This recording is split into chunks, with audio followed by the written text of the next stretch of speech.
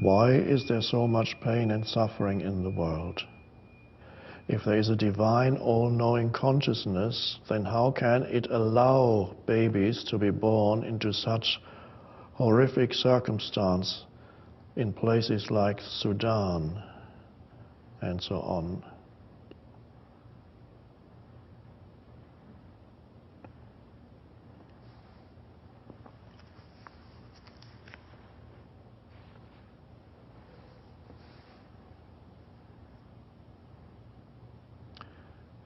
To give a complete answer to the question of human suffering, or suffering of other beings too,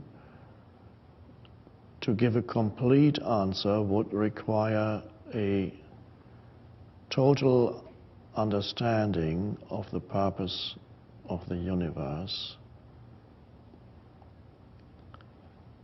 on a conceptual level, which is where the human mind operates. And no human being has that, and no human being can ever have that, because the total purpose of the universe goes far beyond anything that can be understood through mind-made concepts. So nobody could give a total explanation, but we can find an approximation, we can have glimpses of understanding of the purpose of suffering in humanity or on the planet. So what I will endeavor here is to give you such glimpses of understanding. It's not a complete vision. There can be no such thing for the conceptual human mind. A complete understanding is possible, but it is totally beyond concepts, so it's nothing that I could verbalize. Never conceptual. That is not possible. So you begin with, when you look at human suffering, you begin with your own life, because is there something that you can learn or have learned from your own life? So as I'm giving the answer, I'm looking at my own life and see the suffering that this form has gone through. What was the point in all that? And I can see very clearly now. I couldn't see it while I was in the midst of the suffering. My suffering was mainly psychological, but that can be as intense as physical suffering. They are the two levels. I didn't understand what the point was when I was in the midst of the suffering, but now that I have come out of the suffering, I understand that without the suffering, I would not have evolved. My consciousness would not have awakened out of identification with form and ego and thoughts. So I can see very clearly that I needed to go through that for the awakening to happen. If I had been spared that suffering, the awakening would not have taken place, consciousness would not have awakened, I would not be sitting here talking to you, and you would not be sitting there listening to me. And so very often when you ask universal questions, if you start with your own life, because the dictum always applies, as above, so below, as below, so above. So to get a glimpse of the purpose of the universe, very often looking at your own life can be a great help, because what is true in the life of the individual will also be true on a universal level or scale. So I can see then, and it's not, also many people over the years have come to me who have confirmed that what I experienced, the suffering followed by the awakening, also happened to them. Many, many people have come that would not have come to this teaching if it had not been for prior suffering. The suffering brought them to not necessarily just this teaching, and to the spiritual dimension. In many cases, not an immediate awakening, but an opening, a beginning of the awakening process. So many, many people have told me that if it hadn't been for this thing that happened to me, the death of a loved one, if it hadn't been for the serious illness that I contracted, if it hadn't been for all my money that I lost in my home and my job, different kinds of suffering, if I hadn't become homeless, if it hadn't been for my addictions that almost killed me, if it hadn't been for this, I would not be here now. So we already have a little glimpse of what happens to the individual, the place of suffering in an individual. And let's see if that might apply, and how that would work, might apply to the large scale, the collective of humanity as a whole. Now the question is phrased in a way that is often used, but usually people replace the word consciousness with the word God. If there is a divine all-knowing consciousness, then how can it allow babies to be born into such dreadful suffering? So the question has been asked, as I said, in slightly different form many times. If there is a God, how can he, that's the conventional question, if there is a God, how can he allow all that suffering, babies and so on, born into suffering? The question implies that there's a God, and he is the unfolding life that includes the suffering.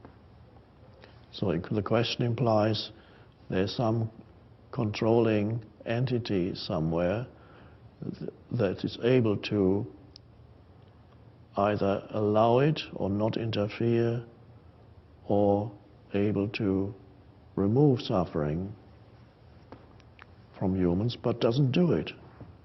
So then humans come to all kinds of conclusions. They say, well then, if God could relieve suffering but doesn't do it, then God must be evil. And so the people then try to find an answer to the question, not realizing that the very question already contains an erroneous assumption. And the erroneous assumption is that there's God here and the rest of life unfolding down here. God, or the divine consciousness as it's called here, somewhere else controlling things.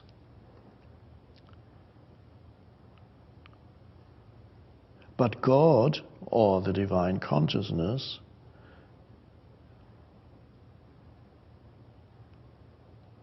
is present in every life form.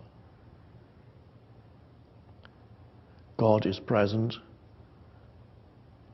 as the essence of who I am.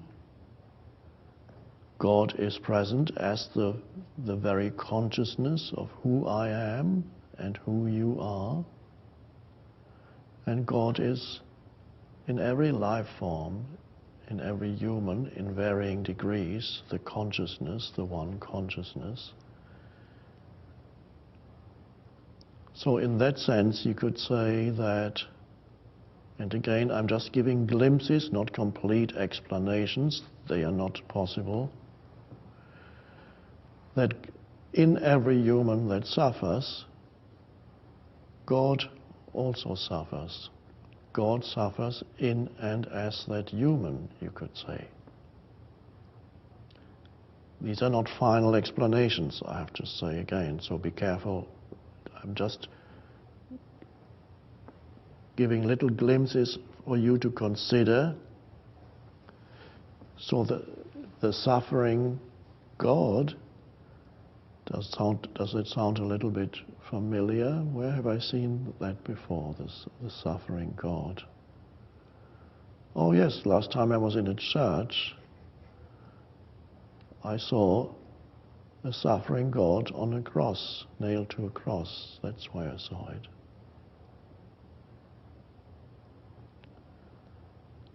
So there may be some very deep truths in that image that has been around for a long time, and some people say even predates Christianity, of a suffering God. There may be some truth here in that image that perhaps could not be verbalized, but there is an archetypal image here. We call this archetype Jesus or Jesus Christ. But if Jesus is an archetype, Jesus is every human being.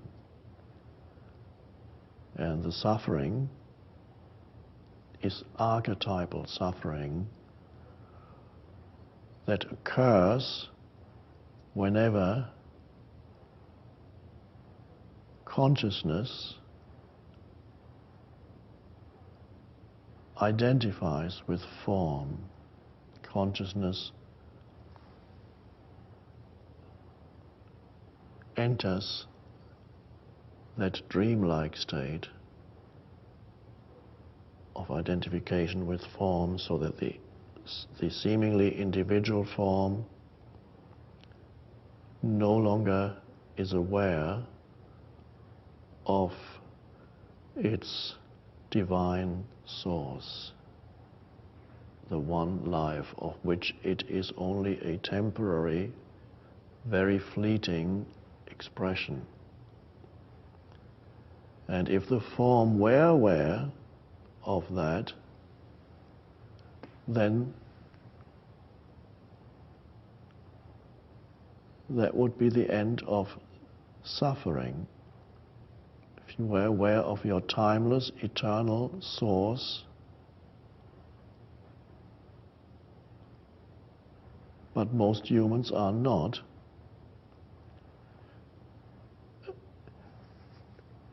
another erroneous assumption underlying the question is that every human being is a separate entity with a separate identity. But every human is only a fleeting expression of the one consciousness.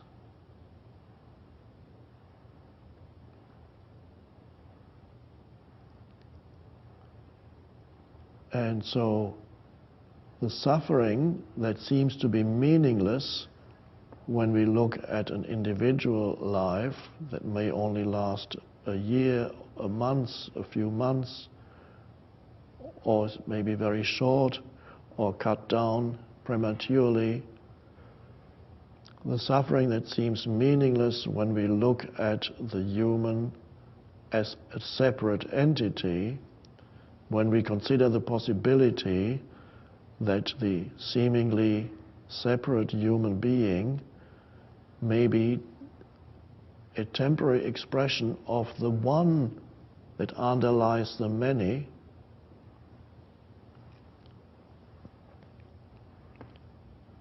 then it is possible to allow the possibility that all human suffering is ultimately the suffering of God when God attempts to come into this world. It's the descent, it has sometimes been called the descent of consciousness into matter. And all suffering may be part of the awakening process of humanity, the birth pangs of the awakening consciousness here. And the awakening is the disidentification from form.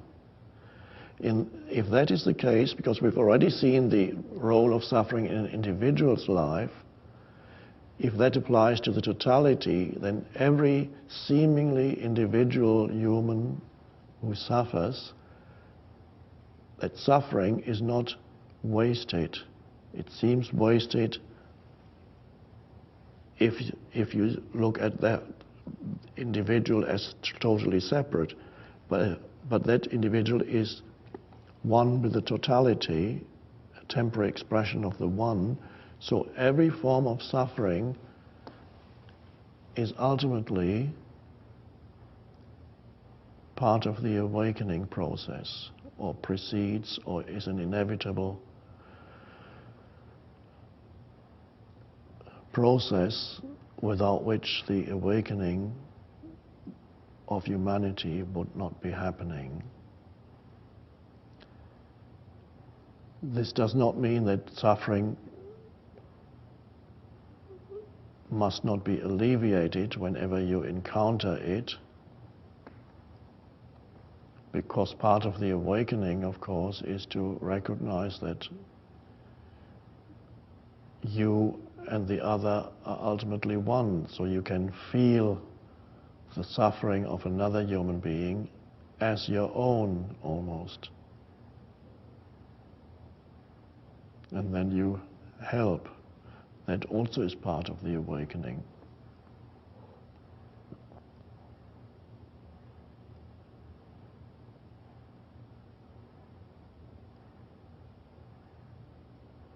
So it's already been there for more than 2,000 years in the archetypal image of Jesus on the cross. Jesus is every human being.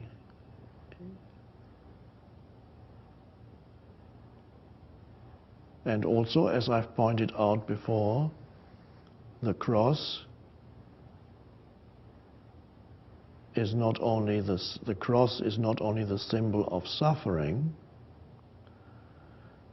The cross is also the symbol of the divine.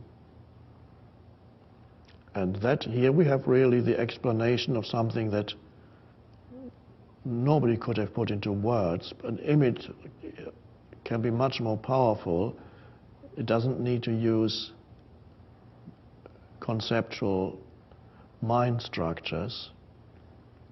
But I'm talking about it now because the power of this image has become almost lost. The cross is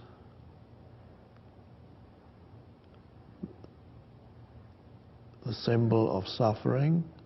At the same time, the cross is the symbol of God or the divine. And there you can see in the juxtaposition of these, or the merging of these seemingly irreconcilable things, the suffering and the divine, in one, there is already an explanation contained in that.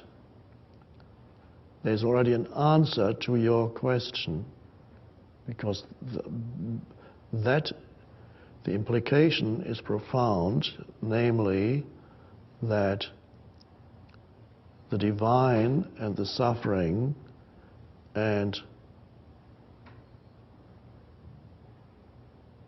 have a single purpose. The suffering, the divine suffers when it identifies with form. It creates this reality, which all spiritual teachings point to the fact that it is not ultimately real, not ultimately real. And when the individual awakens and looks back on his or her suffering, It looks a little bit as if you had come out of a dream. And that same thing applies to humanity as a whole. When humanity as a whole, when there's a collective awakening, humans look back on their own history and realize it was like a dream that became a nightmare. But it was a necessary stage in the evolution of consciousness. So there seems to be, in our reality, on this dimension, there seems to be, one could almost say, a process of God becoming more fully into this dimension when humans awaken, the divine consciousness coming more fully into this dimension. And the process of the divine consciousness coming more fully into this dimension entails what looks to us like suffering.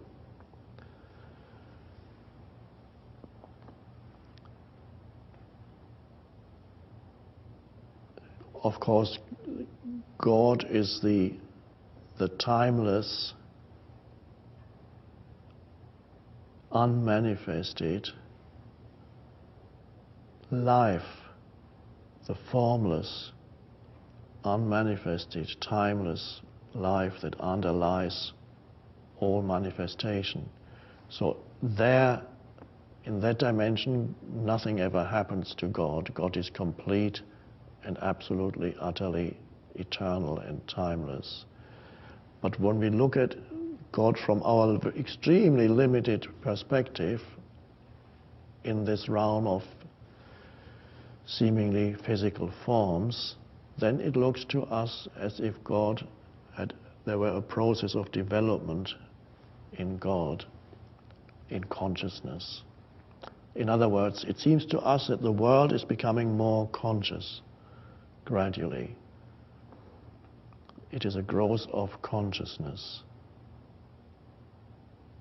through the forms, at first always identified with forms, and then consciousness that realizes its own formless essence. That's an amazing thing.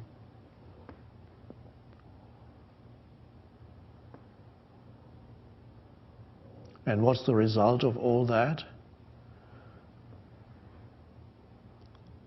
And again, I'm just giving an image, not the ultimate truth, because you cannot understand that conceptually.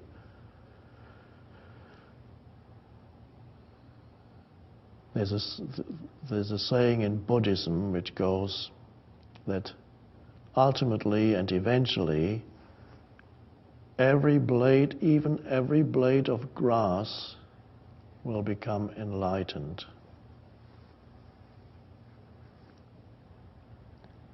That means that the destiny of the physical universe is, so it seems, ultimately to recognize itself as God, and that is called the end of the world.